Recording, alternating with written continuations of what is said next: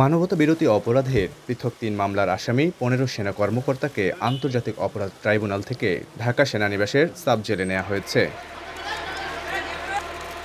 সকাল ১০টার দিকে এই সেনা কর্মকর্তাদের ট্রাইব্যুনাল প্রাঙ্গণে থাকা কারা কর্তৃপক্ষের প্রিজন ভ্যানে তোলা হয়। পরে সবুজ রঙের প্রিজন ভ্যানটি ট্রাইব্যুনাল প্রাঙ্গণ ত্যাগ করে। এর আগে সকাল ৭টার পর বাংলাদেশ জেল প্রিজন ভ্যানে সবুজ একটি গাড়িতে সেনা কর্মকর্তাদের আদালতে নেওয়া হয়। সে সময় সবাই সাধারণ পোশাকে আদালতে হাজির হন। সেনা কর্মকর্তাদের হাজির উপলক্ষে পুরাতন হাইকোর্ট প্রাঙ্গণে অবস্থিত আন্তর্জাতিক অপরাধ ট্রাইব্যুনালের আশপাশে আইনশৃঙ্খলা রক্ষাকারী বাহিনীর কড়া নিরাপত্তা ছিল। মানবতা বিরোধী অপরাধের ৩টি মামলায় হেফাজতে থাকা সেনা কর্মকর্তাদের আন্তর্জাতিক অপরাধ ট্রাইব্যুনালে হাজির করা হলে বিচারিক প্রক্রিয়া শেষে কারাগারে পাঠানোর নির্দেশ দেওয়া হয়। আন্তর্জাতিক অপরাধ ট্রাইব্যুনাল ১-এর চেয়ারম্যান বিচারপতি মোহাম্মদ গোলাম মর্তুজা মজুমদারের নেতৃত্বাধীন ৩ সদস্যের বিচারিক প্যানেল এ নির্দেশ দেন। এই ট্রাইব্যুনালের অপর ২ সদস্য হলেন বিচারপতি মোহাম্মদ শফিউল আলম মাহমুদ ও বিচারক মোহাম্মদ মহিদুল হক এনাম চৌধুরী। চিফ প্রসিকিউটর মোহাম্মদ তাজুল ইসলাম এ তথ্য নিশ্চিত করেছেন। ওনাদেরকে আইন শৃঙ্খলা রক্ষাকারী বাহিনী গ্রেপ্তার করে আজকে আদালতে উপস্থিত করেছে। তাদেরকে কাস্টডিতে প্রেরণের নির্দেশ দেওয়া হয়েছে। কাস্টডিতে প্রেরণ মানে হচ্ছে কারা কর্তৃপক্ষের অধীনে তারা চলে যাবেন।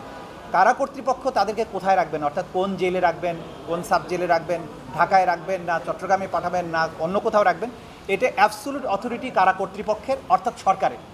আদালতের কাজ হচ্ছে তাদেরকে কাস্টডিতে পাঠিয়ে দেওয়া। কাস্টডিটা মেনটেন করেন রাষ্ট্র বা স্বরাষ্ট্র মন্ত্রণালয় অথবা মোর স্পেসিফিক্যালি কারা অধিদপ্তর।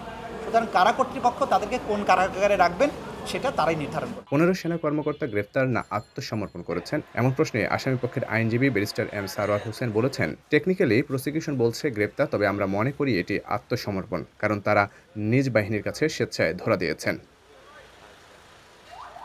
মানবতা বিরোধী অপরাধের মামলার ৩টির মধ্যে ২টি হচ্ছে বিগত আওয়ামী লীগ সরকারের শাসনামলে গুম নির্যাতনের মাধ্যমে সংগঠিত মানবতা বিরোধী অপরাধের ঘটনা, অন্যটি জুলাই গণ অভ্যুত্থানের সময় রাজধানীর রামপুরা ও বনশ্রী এলাকায় সংগঠিত মানবতা বিরোধী অপরাধের ঘটনা।